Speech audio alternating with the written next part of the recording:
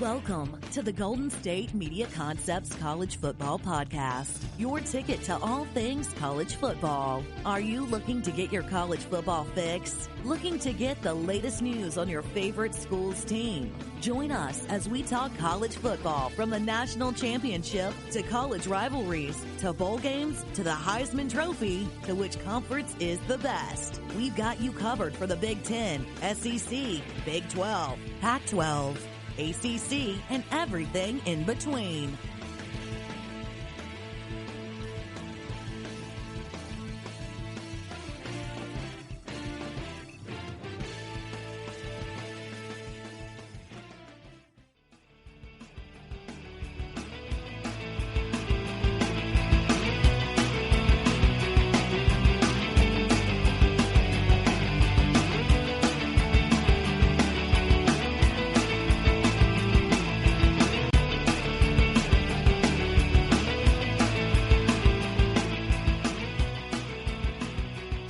Thanks for tuning in to the GSMC College Football Podcast, brought to you by the GSMC Podcast Network. I'm your host, Jessica Kofi.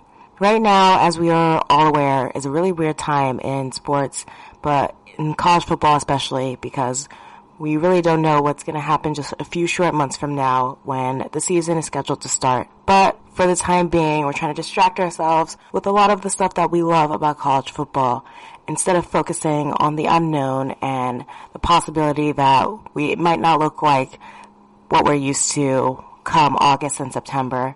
But for right now, it's time to focus on the best of college football. And in this episode, we're going to be focusing on traditions and mascots, the best ones around in the college football world. And in this first segment, we're going to get started by talking about Auburn. And Auburn has a really interesting and unique tradition called the Rolling Tumors Corner. And this one dates back, way back to 1896. And in that small town of Auburn, Alabama, there was a drugstore that opened called Tumors Drugs at the intersection of Magnolia Avenue and College Street, which is the spot that is now known as Tumors Corner. And this is the origin story behind the creation of Tumors Corner. And it really started to take off when the 1970s hit. And since then, when Auburn wins away from their home stadium, Jordan-Hare Stadium, their fans decorate Tumors Corner with rolls upon rolls of toilet paper. And you might have seen that go viral or be highlighted on TV, and it's really distinct looking tradition, to say the least. And the original Tumors famous giant oak trees, which was always what you saw draped in the TP, are sadly now gone. And they were destroyed in a very sad and really interesting story. And when it comes to college football, you know that fans can get a little crazy. And back in 2010, there's a man by the name of Harvey Updike poisoned the two trees and was a opposing fan. But the tradition at the Rolling Corner still continues. So, and just for a little more background on how this tradition and the rivals of this tradition ended up coming to be the way they were, it all dates back to the history of Tumors Corner and the 76 years that the two oak trees stood there and became legendary to the fans of Auburn. But for 2 years after 2010, the university really fought hard to save them. But by 2013, the iconic oak trees had to be removed, and within just a few hours, an Auburn work crew took them down, removed the scraps of wood, vacuumed up all the sawdust until there was only stumps left to guard the gateway that leads into the school. But hundreds of fans and students still turned out, even at that moment, to witness and say goodbye, really, to their beloved oak trees. And a lot of them were seen scouring around for little bits of bark and little shavings to try and save and have mementos to remember the trees by. But traditionally, the fans of Auburn were used to obviously donning the trees with toilet paper whenever they won a game or won an away game, whenever there was a need for celebration. that was their collective traditional spot. And what really happened, and started to make headlines about 10 years ago, around 2010, 2011, which was mentioned a little bit earlier, a man by the name of Harvey Updike actually called into the Paul Feinbaum radio show at the time and admitted himself to poisoning the trees after Alabama, of course, of all schools. What bigger rival would there be to inspire such hate than Alabama, was upset by Auburn in the Iron Bowl that year. So he was charged with criminal damage to an agricultural facility. He received a 3-year split sentence in March of that year, and that included 6 months in jail, credit for time served, and 5 years of supervised probation. But for what it's worth, Auburn fans do say that they don't hold all of Babylon fans responsible, and they're not holding a grudge for the actions of this one singular crazy person who allegedly acted on his own. But they are quick to bring it back up and use it to keep the old rivalry alive, because it wouldn't be college football if you didn't take a poke at your rivals every chance you got, would it? But since then, the university spent around $5,000 in string wires for fans to roll over the intersection of College and Magnolia instead of the usual toilet paper route that they went for almost 8 decades. And that also technically dates back to its own tradition, which is even older than the toilet paper one. And that also has to do with the same original Toomer's drugstore at that famous intersection. And the legend of that goes that they had the only telegraph in the city, and they would throw the ticker tape over telegraph tables whenever they received any good news. So the same motivation that you still see used today, but different approach. And they tried to channel that a little bit when they wanted to keep a tradition going despite the loss of their trees. And of course, there was a mixed reaction from the Auburn faithful. You know, there's always going to be a longing for the tradition that stood for so long and that people were attached to and loved. So some people were on the side of, it's kind of spoiled because it just makes us think of the trees a little bit, and it's a little more difficult to roll the wires than, you know, just toilet paper and trees, obviously. Some even said that it kind of took the fun away from the tradition a little bit, but ultimately they all agreed that no matter what, a victory is a victory, and that is ultimately what's important. And the fact that they get to celebrate that, and the fact that the city and university tried to make arrangements to keep the tradition going until the trees could be fully replaced, was really appreciated by a lot of people, and that really does show just how important it is to that community, and they really don't take it for granted. So the redevelopment of Toomer's Corner is really high up on their priorities list, obviously, and in the years since, it hasn't stopped Auburn fans from celebrating at that very same Toomer's Corner in big victories, especially their 2019 season opener against Washington State. And you saw thousands of fans stream from Jordan-Hare Stadium to the corner with toilet paper like nothing had ever changed.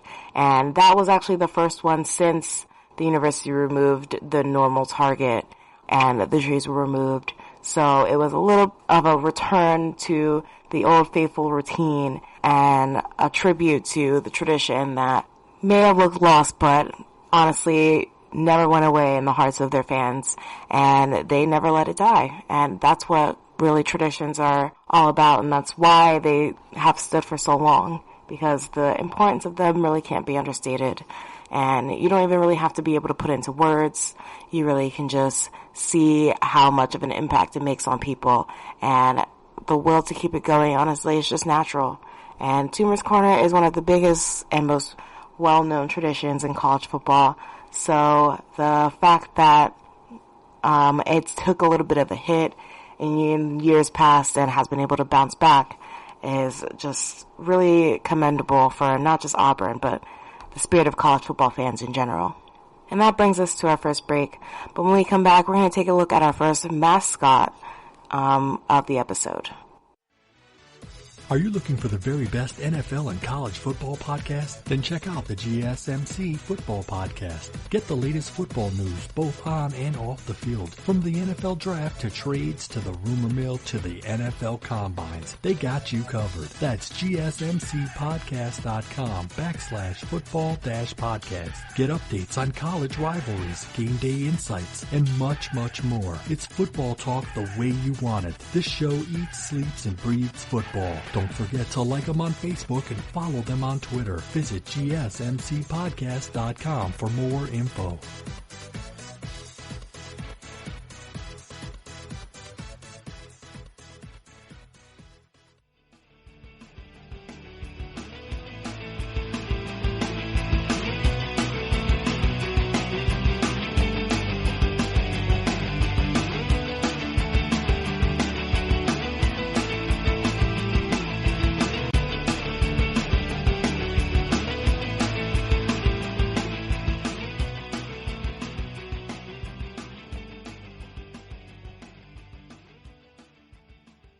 Welcome back to the College Football Podcast. And before we went to the break, in the first segment, we talked about Auburn's Rolling Tumors Corner and the long-standing tradition that took a bit of a hit but bounced back and hopefully will flourish beautifully once again one day. But in this segment, we're going to take a little bit of a pivot and look at one of the most popular mascots in the college football world. And this is definitely one that sticks out and is loved by diehard fans and casual fans and people who are not even fans of college football at all, because it's just that iconic. And in this segment, we're going to talk about the Oregon Duck. And it's a very recognizable mascot, but it's not one that a lot of people know the entire history behind. And that's a shame, because it really has such an entertaining and interesting one. And it really dates back to the 1890s. And back then, the team wasn't even called the Ducks yet. All of the athletic teams that were associated with Oregon were called the Webfoots. And basically that was just a tribute to a collection of fishermen who were said to have served heroically during the War for Independence back then. And that informal recognition became official in 1926. And so since then, their mascot has kind of just pivoted towards any type of web-footed water animal, and it's been connected ever since. And from those 1920s to the 1940s, there was actually a live duck named Puddles that found its way onto the campus at Oregon and made its way into a number of football and basketball games. And of course, the offspring that came after it also became a kind of a infamous face at the school and kind of made its way into becoming the de facto mascot for Oregon. So that's really how they kind of adopted the duck as their mascot in the first place, but they kept getting repeated complaints from the Humane Society for good reason. But that brought the era of live mascots at Oregon to an end. But they weren't left without any option, and in fact they had quite a good one. For a while, they operated on a handshake agreement, believe it or not, between then-Friends athletic director of Oregon, Leo Harris, and Disney cartoonist Mike Royer, and Walt Disney himself in 1947. So back then, the school was actually able to use the real Donald Duck as Oregon's mascot. And obviously, a handshake agreement doesn't always hold up for long. So by 1973, there was an official inquiry by Disney's lawyers into looking into the Oregon Donald Duck. But they were able to produce a photograph that showed Walt Disney, who obviously by that point was deceased, with Oregon Donald Duck jackets, and his then friendship was kind of verified. And they reached a formal agreement after the inquiry that granted the school use of Donald's image, but they had to kind of operate with Disney's wishes and image also in mind. But silver linings, they got to use Donald Duck as their school's mascot, which undoubtedly attracted a ton of attention. And obviously kids love looking at the Oregon Duck mascot even to this day. But that didn't come without its own challenges. because not every student was on board with the Donald Duck idea as their school's mascot. And in 1978, there was a student that offered an alternative mascot to the Disney character that was named Mallard Drake. But other hostile students who weren't really open to the idea kind of described the alternative mascot as sleazy, and in a campus-wide vote, it was defeated by really decisive margin of 2-1. It really didn't even come close. So Donald ended up being the uncontested go-to mascot for the university. But there was a brief stint back in 2002 where Nike designed a mascot that was wearing spandex, and that was seen at some Oregon sporting events, but by 2003, that really had disappeared. It really started to come to a head, though, in a few years after that, because of the agreement, and the fact that it required whoever was in the mascot suit to conduct themselves according to the Disney standard and the wholesome image that you think of when you look at Donald Duck and when you look at the Disney brand, which is not a surprise that Disney would try to control the way that a character of theirs is portrayed, and it wouldn't really look good for the brand, and we know how business works and all of that, but it caused a strain between Oregon and Disney because of one particular incident in 2007 where all of this really came to a head. And on a national stage, which obviously brought even more attention, and it involved the Oregon Duck getting into a heated battle with the Houston Cougars mascot, Shasta, during the season opener of a 2007 season. And basically what happened was that the two mascots got into a WWE style brawl, and they just kind of beat each other up, pretty much. And there are not many times you could say that you watched a duck beat a cougar, but that day was definitely one of them. And obviously that rubbed Disney the wrong way. And by 2010, both sides came to an agreement that freed the Oregon Duck from the Disney brand and kind of set them off with their leash, which kind of allowed them to perform and send the duck out to a wider variety of events. So now the duck shoots donuts in game day crowds, he heckles fans, he rides motorcycles, and, you know, that's just a little bit off from what you expect from a Disney character and the Disney namesake. So there was a lot of controversy surrounding the duck, especially during 2007. But since then, it's been smooth sailing for Oregon and their mascot. And really, it's just become one of the most beloved characters in college football. And you really can't even start to think of favorite mascots or name a mascot and not think of the Oregon Duck. It's one of the most iconic things about the school, and it really is a brilliant idea on their part, the way they've kind of marketed and used their brand and incorporated it with the duck. So when you think of Oregon, you think of things that stand out, like their mascot and their uniform, and those are things that go hand in hand and really make them one of the most well-known schools out of the Pac-12 conference, which is saying a lot given that they don't always get a lot of attention and they haven't really had a lot of on-field reasons to have the spotlight in the last decade or so. But the Oregon Duck is definitely keeping all eyes on him, and deservedly so. Now it's time for another break, but when we come back, we're going to hop back into the top traditions in college football, and this time we're going to take a look at a Big 12 school. Tired of searching the vast jungle of podcasts? Now listen close and hear this out. There's a podcast network that covers just about everything that you've been searching. Hey! The Golden State Media Concepts Podcast Network is here. Nothing less than a podcast bliss with endless hours of podcast coverage. From news, sports, music, fashion, cooking, entertainment, fantasy, football, and so much more. So stop lurking around and go straight out to the Golden State Media Concepts Podcast Network. Guaranteed to fill that podcast itch. whatever it may be. Visit us at www.gsmcpodcast.com. Follow us on Facebook and Twitter, and download us on iTunes, SoundCloud, and Google Play.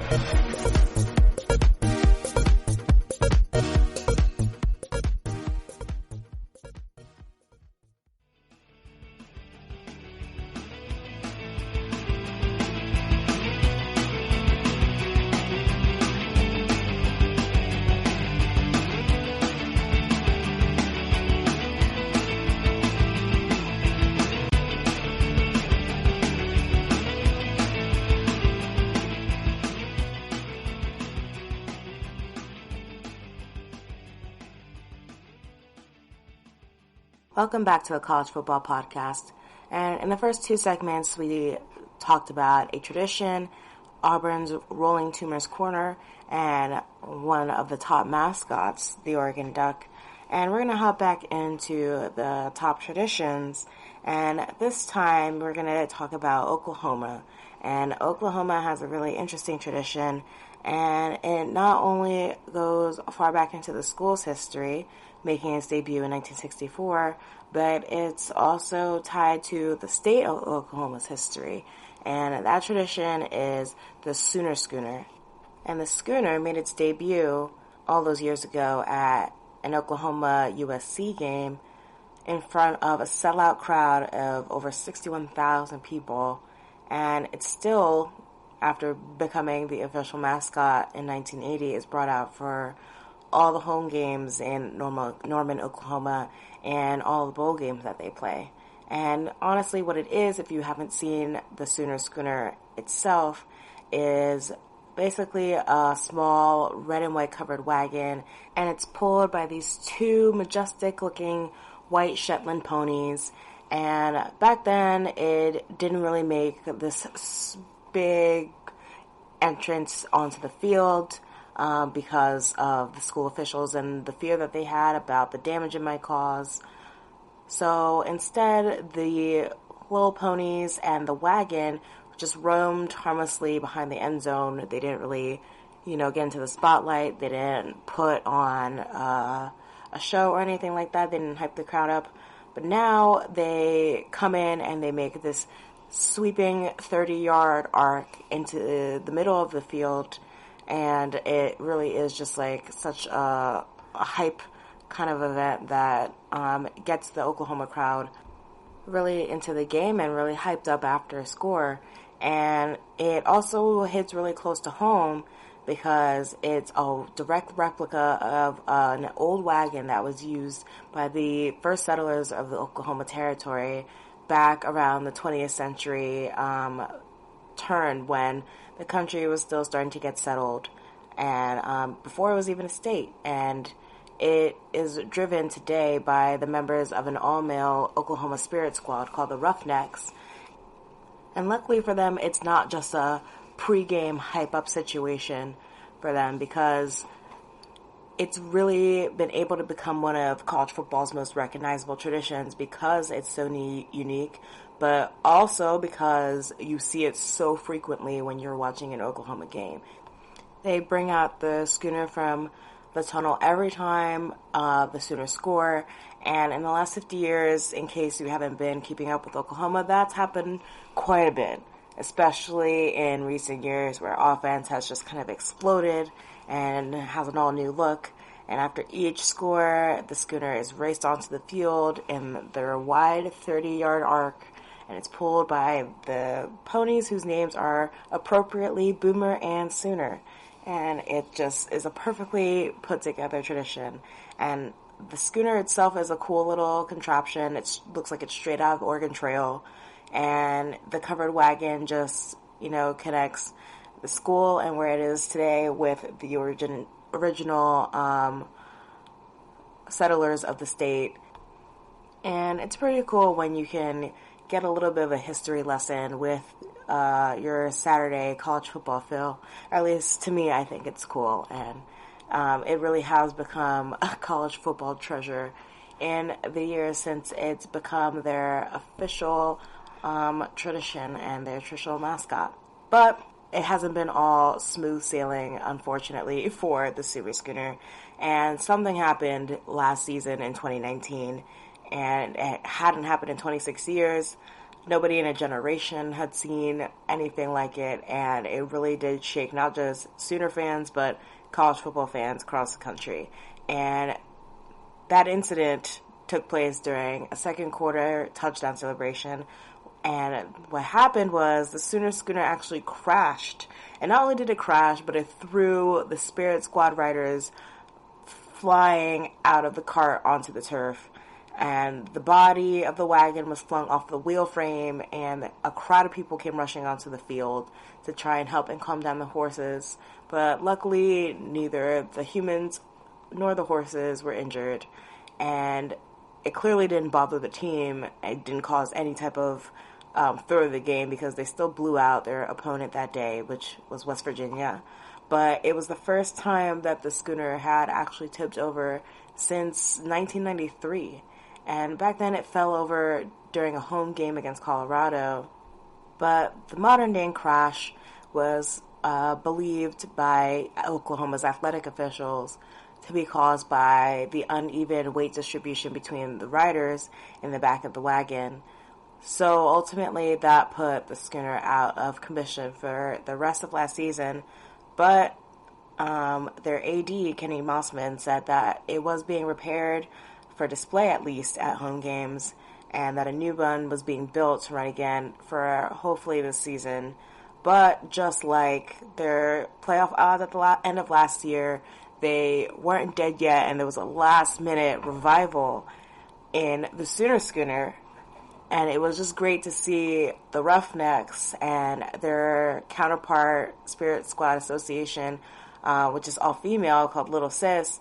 They trotted the Schooner right back onto Oklahoma's field one last time for their short playoff run, and for the first time since their crash.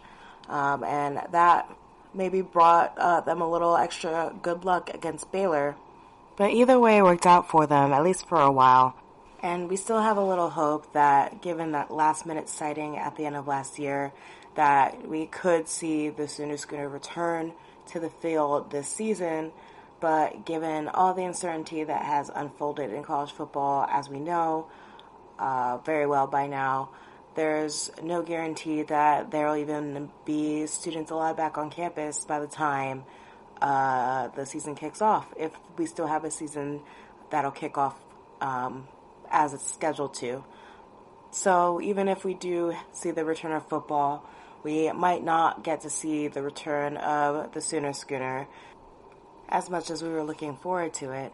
And it would be a little bit of a disappointment, at least in my opinion, if the last memory that we have of the Schooner for a while is it tipping its riders out of the wagon. And, fortunately nobody got hurt, but it's still a down note to go out on, even though they did have their redemption sighting in the playoffs. But to be anticipating the great return of one of college football's greatest traditions, and then not being able to experience it even if college football itself comes back, because it would still be unsafe for at least more than one student to be in the wagon at once, or there probably won't be any fans in attendance in the stadiums at all, probably would bring up a few feelings of disappointment for college football fans, even though it's not the most important factor in deciding what goes on later on in the season, to say the least. But it still wouldn't feel the same, and it's been acknowledged by coaches and staff and students that it wouldn't really feel the same as what we're used to, even though we are more than happy about the possibility of having football back at all. But given the fact that these traditions are part of why fans love college football in the first place, it's not unfair or bad to say that you have feelings of disappointment about not experiencing the parts of a sport that you love and the parts that are supposed to be enjoyable and make you happy. It's definitely something that we are all missing a lot right now, and hopefully we won't have to miss for much longer. And that brings us to our next break, but when we come back, we're going to take a look at the second mascot of this episode.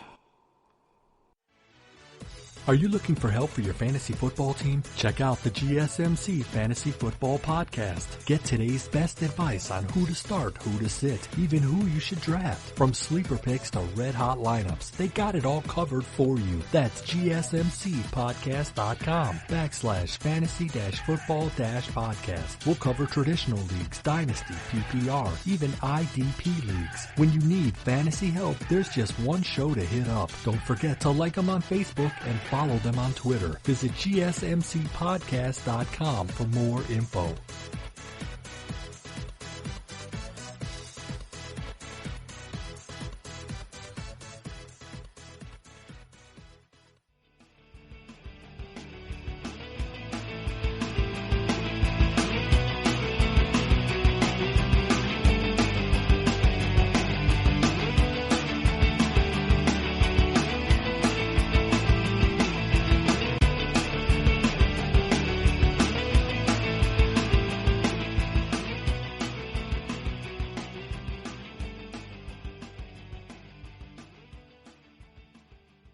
Welcome back to the College Football Podcast. And in the first 3 segments, we've covered 2 traditions, one for Auburn and one for Oklahoma, and one of the most recognizable mascots in college football, the Oregon Duck. And sitting right behind the Oregon Duck, also from a school out west, is another highly recognizable mascot, but this one is a little more new millennium, if you would like to put it that way. And it's not a mascot that has a long storied history on the main stage of college football. If anything, it might be the opposite. If anything, this school and mascot haven't really been known for a lot of successes on the football field, more so the basketball court probably. But BYU's Cosmo the Cougar has been an unchanged figure as far as, BYU athletics goes. And star athletes come and go. That's true across any sport, in any league, at any level. But this Cougar mascot is met with cheers and smiles and laughs and enjoyment everywhere that he goes. And there's a lot more to Cosmo than just the highlights that we see, the backflips and the sideline antics. And this mascot actually is getting its time to shine now, but BYU's been operating with Cougar mascots since about 1924, and back then it didn't really look the same as Cosmo does now, mostly because they were using live Cougar mascots. And those 2 live Cougars, not just 1 but 2, would roam the sidelines of games back and forth. And if that's not intimidating in college football, then I don't know what is. I don't think there's anything in the sport today that's nearly as intimidating as 2 wild Cougars roaming the field. But originally, the Cubs were housed on campus until about 1929, when some would say the inevitable happened, and they managed to break out of their cage, and they unfortunately killed 2 dogs while they were at it and began stalking livestock even on nearby farms. But they were both recaptured later, and one of them died apparently from natural causes. But the other one was taken 3 weeks later to the Old Salt Lake City Zoo, and from then on, BYU only used mascots from nearby zoos and local bounty hunters, but it never owned cougars and housed them on campus again. So they tried to take a more responsible route to using live mascots. It kind of worked out for them for a while, but obviously they moved away from that, and that is when the original Cosmo was born. And the first outfit for the mascot cougar made its first appearance back in October of 1953, and there wasn't really much to it. It was a $73 purchase apparently, and at a football pep rally they prepared to compete against Utah State for the old wagon wheel, their rival trophy at the time. And really, that's how Cosmo was born. The first person to inhabit Cosmo was a student that was named H. Dwayne Stevenson, and he was head of pep activities at the time and nicknamed the mascot after the reputation that BYU was starting to get at the time as being a cosmopolitan school. So the name Cosmo kind of became this aspirational destination for the school and kind of how they wanted to be seen in a way that they weren't already looked at before. And they were kind of aiming for something special, or at least that was the aim behind nicknaming Cosmo. And today's Cosmo looks nothing like he did back in the day. And it's even had a few changes in the last couple of decades or so. And most notably back in 1997, Cosmo needed a little revamp to the mascot suit because it actually fell 100 feet in Rock Canyon. And the new look only lasted about a year, and BYU had to perform another, what they jokingly called a cosmetic surgery, to kind of mold the Cosmo mascot into what it looks like today. And that brings us to the modern day Cosmo and what really made him stand out as a mascot and made him so famous, because he really hasn't been the kind of mascot that you would think of first in the entire history of college football. It's not one that, again, has like a deep tie to being a national favorite. But what really put Cosmo on the national stage and into a viral spotlight was a main highlight from 2017. And BYU wasn't getting nearly as much attention, needless to say, before a certain halftime show against Boise State. And what really brought the internet to his knees was a dance routine to the song Rolex that drew in millions and millions of views. And if you haven't seen the routine by now, then I don't know what rock you've been living under, but it's still very easily found on YouTube, and it's just an incredible routine that's been put together. And not only the Cougar itself, but also the Cougarettes, the dance team that he danced with, just looked absolutely phenomenal in that video. And that performance got so much hype that it even led to the duo that sang the song Rolex, Ayo and Teo, going to Provo, Utah during the basketball season of that year, and they themselves did a dance with Cosmo. So that is what really helped Cosmo shoot to the main stage of the college football world, and not even just on the field, but off the field too. And it really started to put them in conversations around the best mascot, and they even came head to head against a mascot that was mentioned earlier in this episode, Oregon's Duck mascot.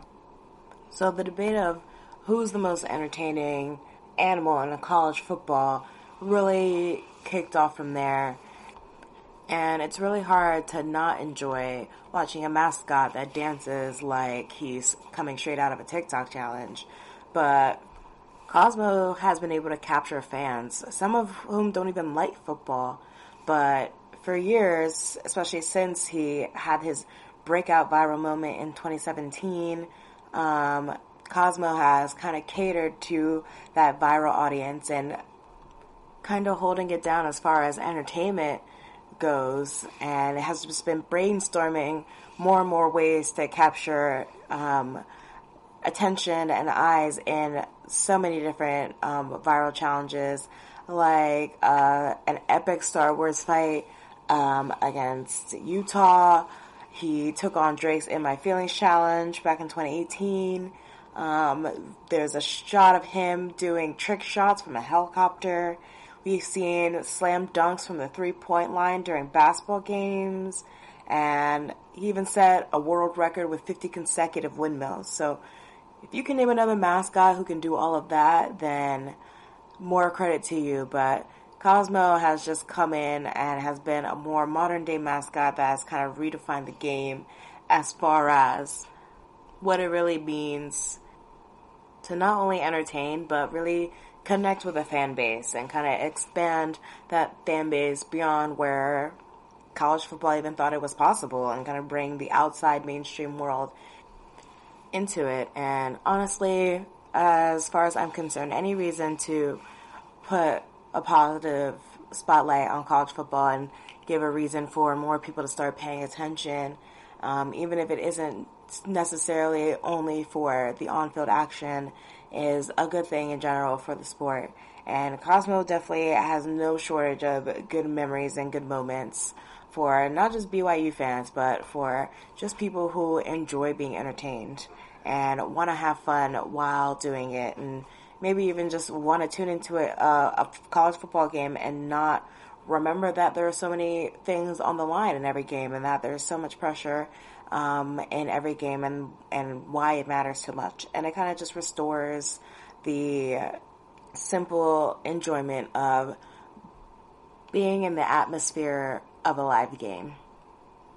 And that brings us to our next break. But when we come back, we'll take an interesting look at a tradition that also involves mascot. Check out the show that's built on the MMA, from the UFC to extreme cage fighting. They got the fights covered. Check out the GSMC MMA podcast. Get the latest news on past or upcoming fights. Join us as we talk to and about some of the biggest names in the MMA, past, present, and future. When it's the fight game, there's just one show to check out. GSMCpodcast.com/MMA-podcast. Don't forget to like them on Facebook and follow them on Twitter. Visit GSMCpodcast.com for more info.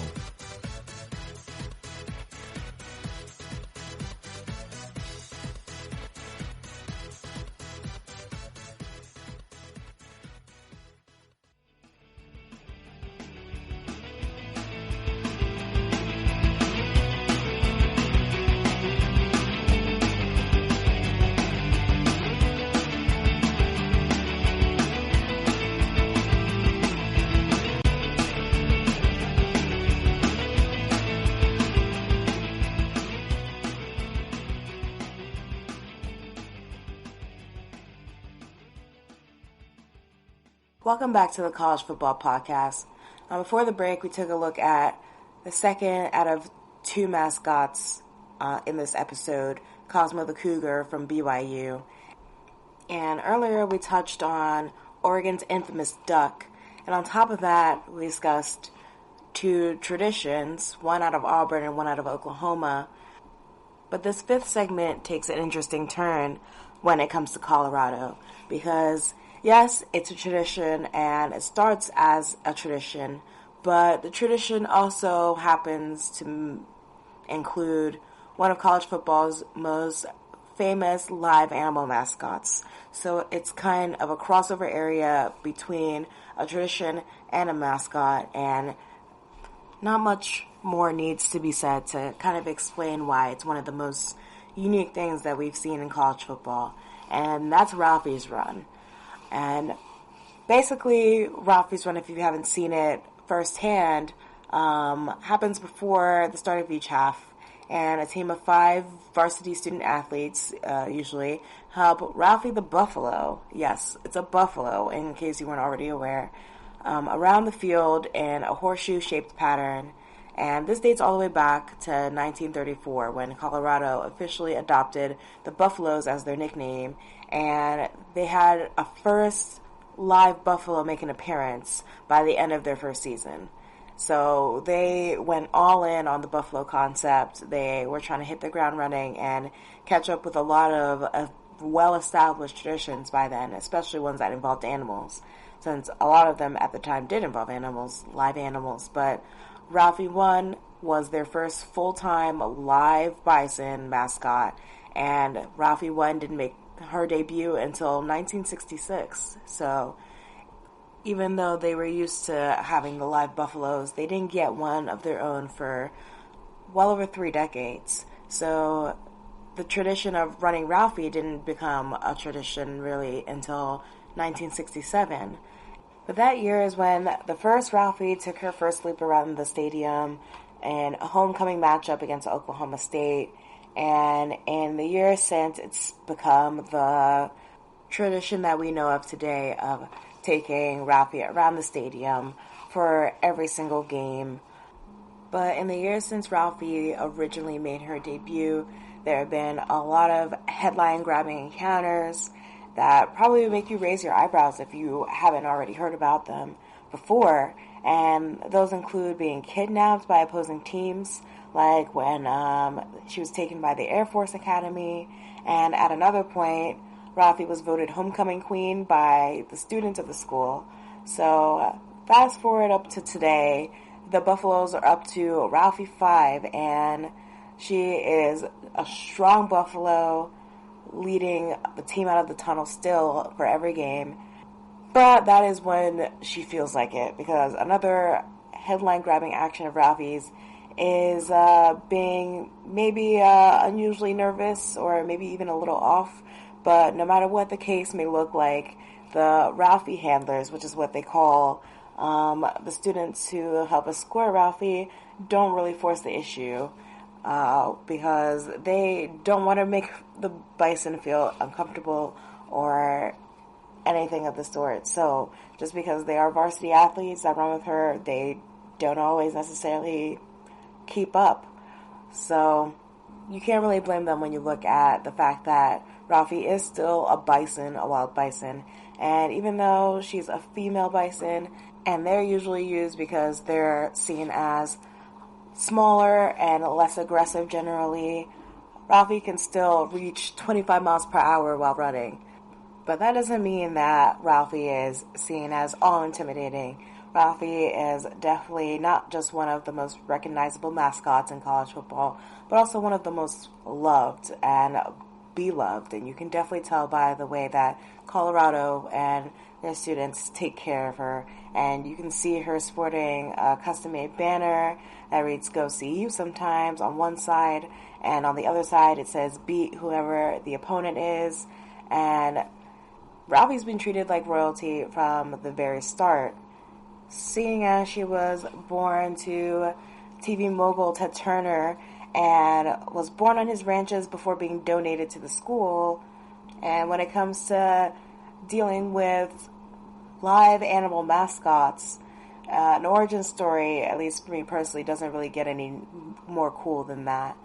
But on top of Ralphie just being so well taken care of and so loved, they also founded a Ralphie's program, which is fully funded by donations from fans to keep her fed, to take care of her, and it's directly tied into her livelihood. And not only do they not have a problem with it, with donating for their mascot, they absolutely adore their Ralphie. And in all, there have been 5 total Ralphies that have led the team over the span of 296 games at Folsom Field, and 355 times overall, including road games, conference championship games, neutral site contests, bowl games, you name it, any reason that they've been away from the stadium during her tenures. But there have been only 13 times during the entire history of their football program when a Ralphie didn't lead the game out at home. So even though they won't force her, Ralphie has been just as loyal, if not more so, to the Colorado faithful as they have been to her.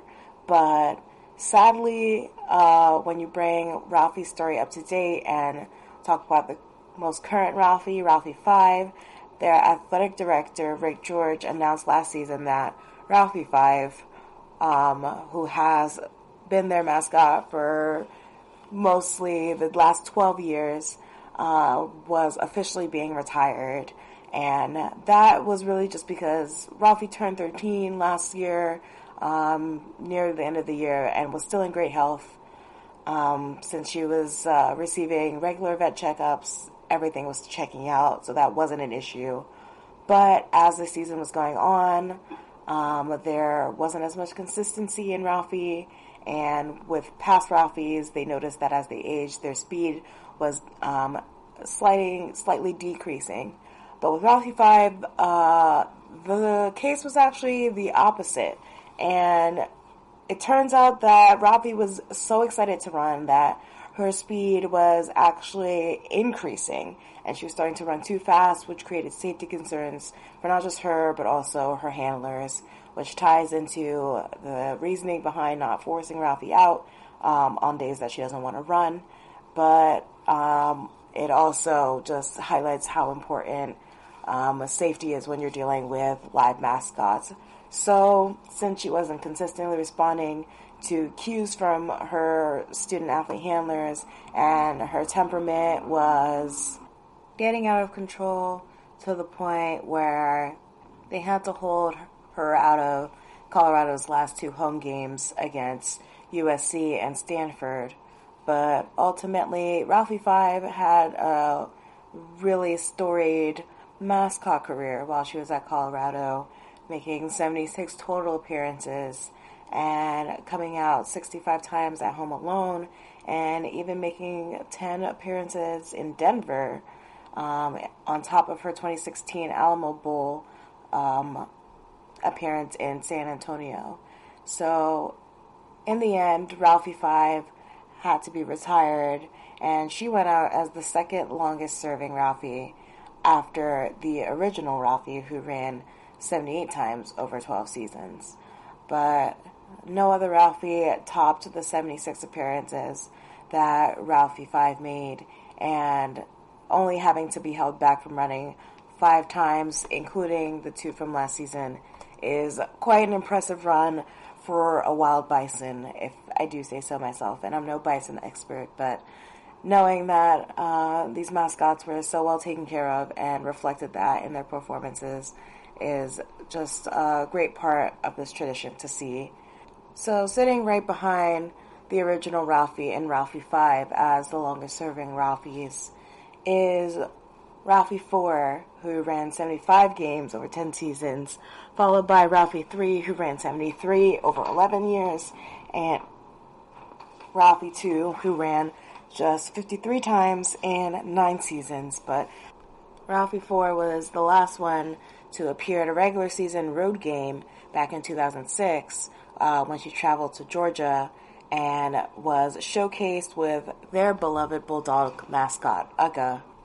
And through each of their time serving as mascot, each Ralphie was just as beloved as the last.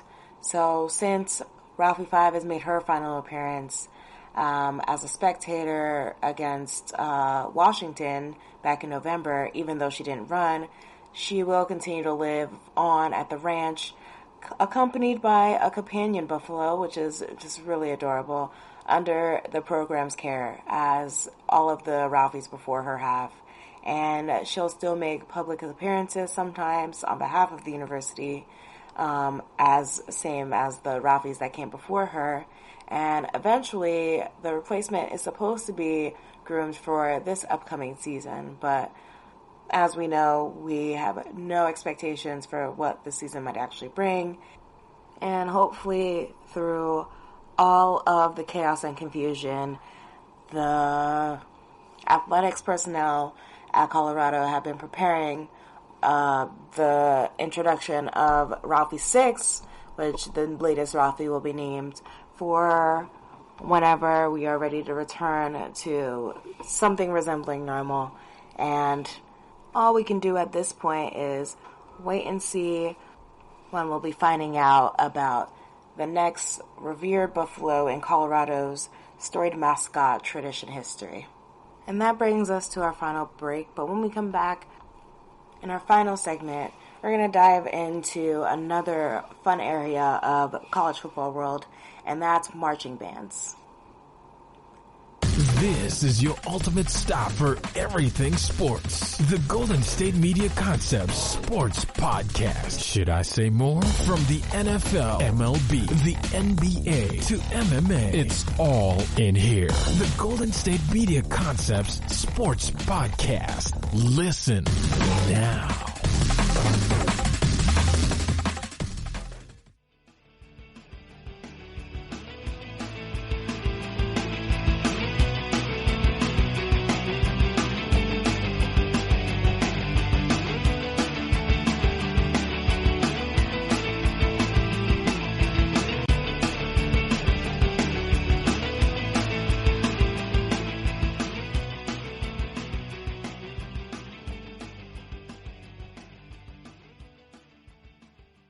Welcome back to the College Football Podcast.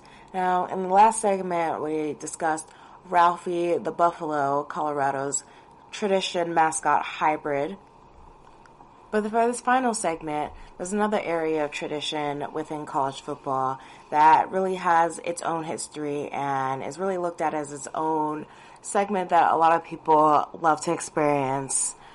And that has to do with the best marching bands in the country. And having a marching band is largely tied into university traditions. And they have really grown to the point where it separates itself into a whole nother area that you can dive deep into and enjoy. So, starting with the first and probably most famous college marching band, and there's no surprise here that it's Ohio State. And their storied tradition within the Ohio State marching band is dotting the I. And nothing says a pregame and a halftime show like this band. Like, not just any band, but specifically this band. Because there's probably no band in the country that's more recognizable and the pride of the Buckeyes, a.k.a. the best damn band in the land, which is like what they like to call themselves. And they probably earned that self-proclaimed title. It really doesn't have a competition on its level. And even people without in-depth knowledge about marching bands or college football probably know the famous marching band and dotting the I pregame and halftime shows. And they've innovated bands to this day by introducing concepts that we see all the time now, like the script Ohio that they spell out before games. And that even dates back to 1936 when they first had one of their musicians dot the I while the rest of the musicians spelled out Ohio in a script formation. So officially they adopted it as their tradition in 1938. And it's become literally their signature ever since. And it's one of the most identifiable trademarks associated not just with Ohio State, the school, but also the state of Ohio and within college football as a whole. And now, towards the end of the formation, and for a long time, the drum major and the I daughter high-five each other. And then, towards the end of the song, they strut to the top of the I. And when they get there, the drum major points to the spot, and the I daughter turns and bows in the spot while dotting the I. And it's become such a symbol of respect, especially within the state of Ohio. And on very rare occasions, exceptional people that aren't in the band are offered and invited to be an honorary I daughter to recognize usually their commitment to the university and to the band, or just to recognize their stature as a whole. And there have been a lot of legendary I daughters in the past, actually dating back to around the 70s. You could probably find comedian Bob Hope. And around the 80s, they brought back Ohio State legendary coach Woody Hayes. Even famous golfer Jack Nicklaus was given the honor back in 2006. But former Ohio State head coach Earl Bruce probably summed it up the best, and he was invited to dot the I back in 2016, and he was quoted saying, "I think this is the greatest honor I've ever received." And that really says a lot, given how many different ways there are to recognize somebody, especially as a legendary head coach. And especially if you're from Ohio, this one stands out as the most important one. And recently, the most recent honorary I daughter was an alumnus who was actually 100 years old, named Anthony Violi. And back in 2018, during the alumni reunion game, he was invited back to dot his alma mater's I. So pretty much they have created this tradition within the marching band, which is now the equivalent of retiring a jersey in college football, pretty much. And it's not just something that anybody gets to do. And when you do get chosen to do it, and so few people have, they take it extremely seriously, and the fans take it extremely seriously, and it's been going on for a long time, and it's one of the most iconic symbols within the sport. And you probably won't want to mention this part to an Ohio State fan, or if you are one, you might want to cover your ears, because it's become such a huge part of Ohio State's legacy that it would probably shock a lot of people to know that Michigan's band did it first. In 1932, Ohio State's biggest rival to this day didn't perform it as the classic that we know modernized today in the flowing script formation, but they did still technically use Ohio State's classic signature, and of course they used it trying to get at under their rival's skin. And if you're a Michigan fan and repeated this fact to an Ohio State fan, it definitely would get under their skin today. That's for sure. You could definitely bring up the fact that Michigan's band beat them to the script formation back in 1932, and it will forever probably be debated between the two schools. It still is, and let's just add a little more fun into that debate, because it's in the spirit of football, so why not? But that being said, the ensemble is one of the largest brass and percussion bands in the world, and it's famous for their drills, their superhero themes, making a Michael Jackson moonwalk across the field, or even a horse galloping towards the end zone. So there are no shortage of Ohio State band highlight videos to catch on YouTube, and they have definitely put up a good argument for being called the best damn band in the land. Next is the Leland Stanford Junior University Marching Band out of Stanford, and the band is really unique because it's almost entirely student run, and it doesn't take itself seriously, to say the least. You can definitely tell it's a student run band because they pull pranks, they dress up in costumes, and they generally just look like they're out there to have fun while they're performing. And at first glance, it might just seem like this band is really just masquerading as honorable mention for Mascots, but I promise you the band gets all the credit, because never have you ever seen just a single tree manage to get itself into so much trouble and attract so much attention as the Stanford tree.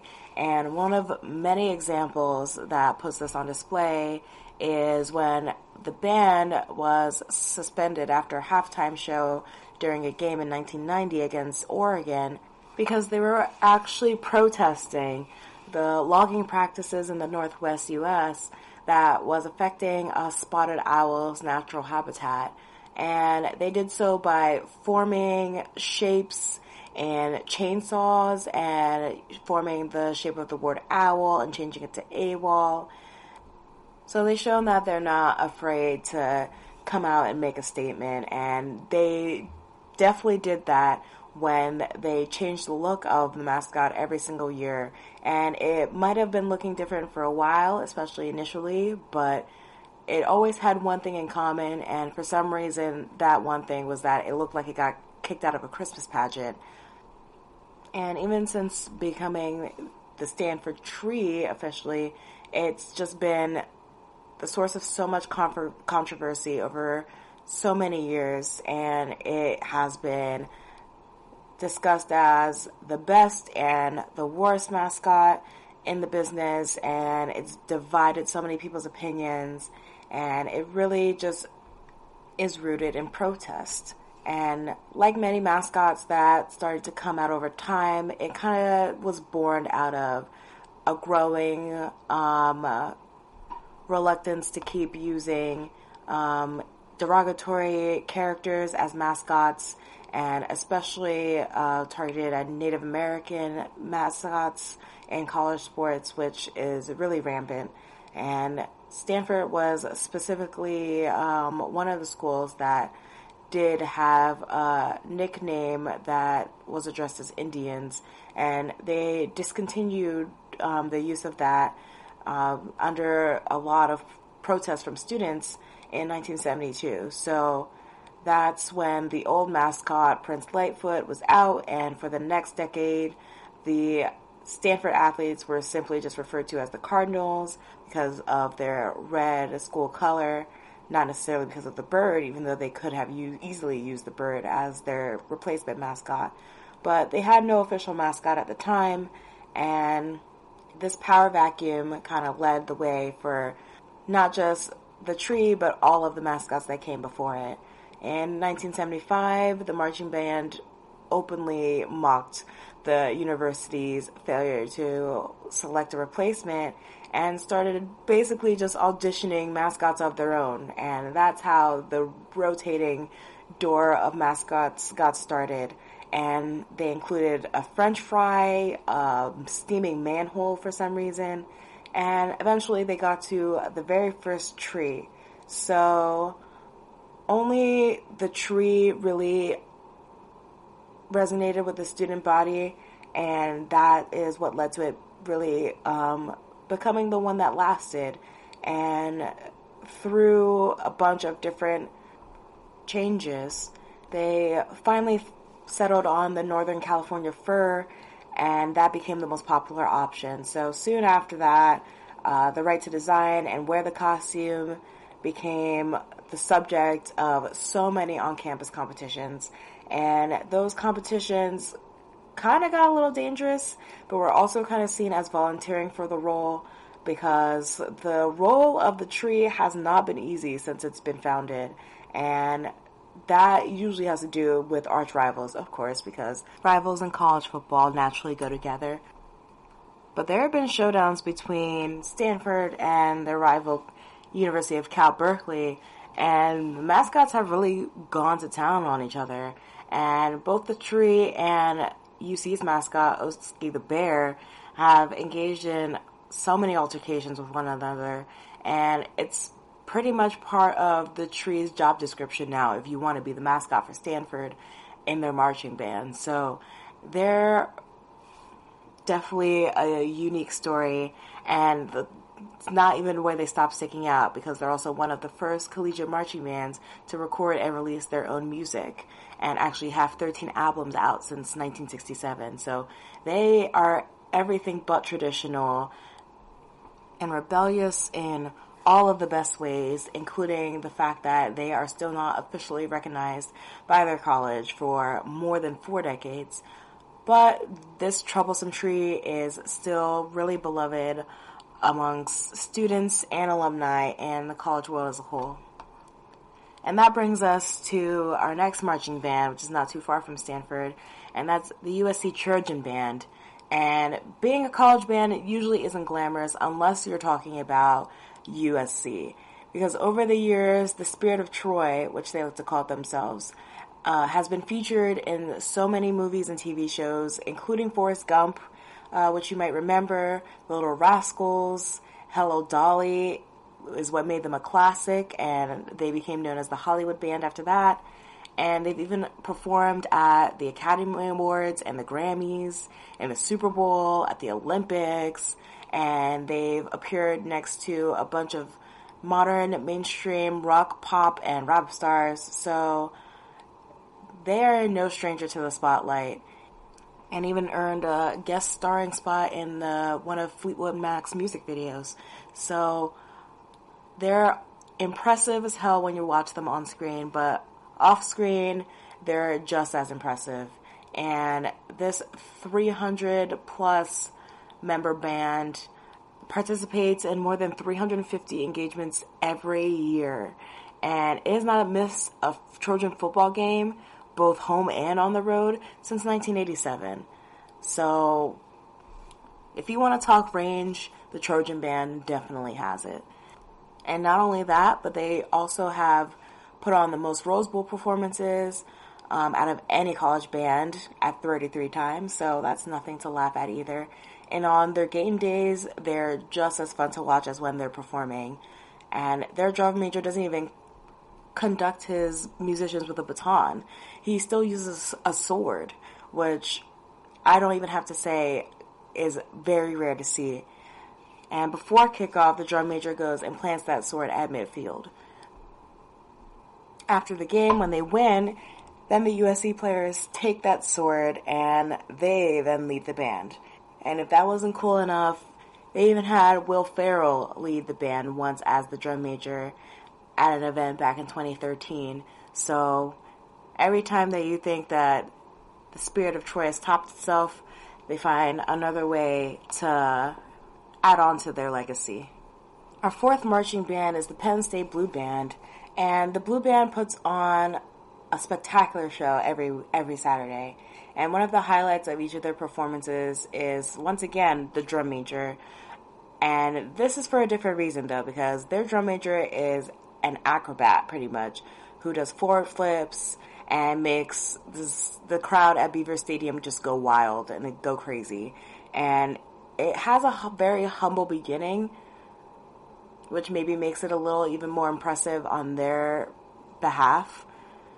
Back in 1899, when it was founded, there were only 6 members total. So now they stand at 310 members strong, and they feature so many instrumentalists and silks, which is the color guard that you see with the flags during their performances.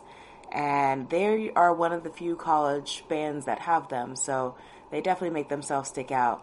But they don't stop there, and they add in the majorettes, and they add in a featured twirler, and then, of course, their drum major stands out. And as if all that wasn't enough already, then they top it off with their trademark floating lions drill, where they spell out the word lions across the field and then reverse the drill halfway through and rotate the word lines a full 180 degrees. So they perform this not only at their home stadium in State College, but also internationally at every major bowl game in the U.S., including the Rose Bowl, and even at the Tournament of Roses parade. And not only did they also appear in photo spreads in Vogue and W back in 2005, but they were also the first college marching band to perform at a major fashion show when more than 100 students out of the band marched down the catwalk of a Marc Jacobs event back at Fashion Week in New York City of that same fall, 2005. So Penn State's claim to fame on the field usually comes from their football team, but their marching band proved that they can also keep up. And that brings us lastly to our last marching band, and that's Texas A&M's Aggie Band. And you know the saying that everything's bigger in Texas, but this marching band definitely fits that bill, and they stand at a 400-plus member military cadet unit, and it's the largest of its kind. Their band moves with such military-style precision that it doesn't even look nearly as difficult as it is to pull off when you watch them do it. So they put in the work to earn their recognition, and they definitely received it.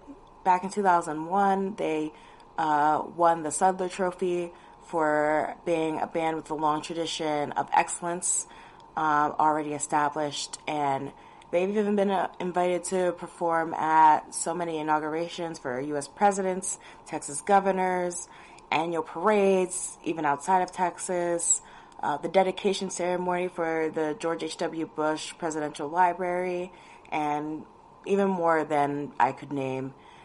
So having their big sound, their airtight precision, their traditional drills, and the fact that this team can eat, sleep, and practice together in the same dorms for up to 40 hours per week just proves the amount of dedication that not only the school has for its band, but that the students have for their school as well, and for the tradition that they know they're upholding, and is really unmatched throughout the world of college football.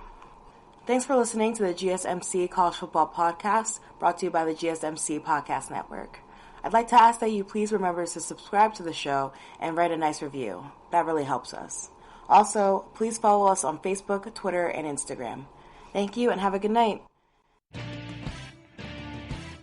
You've been listening to the Golden State Media Concepts College Football Podcast, part of the GSMC Podcast Network. You can find this show and others like it at www.gsmcpodcast.com. Download our podcasts on iTunes, Stitcher, SoundCloud, Google Play, or anywhere you find podcasts. Just type in GSMC to find all of our shows from the GSMC Podcast Network, from football to basketball, baseball to MMA, and even soccer. You can also follow us on Twitter and Facebook. Thank you, and we hope you have enjoyed today's episode of the Golden State Media Concepts College Football Podcast.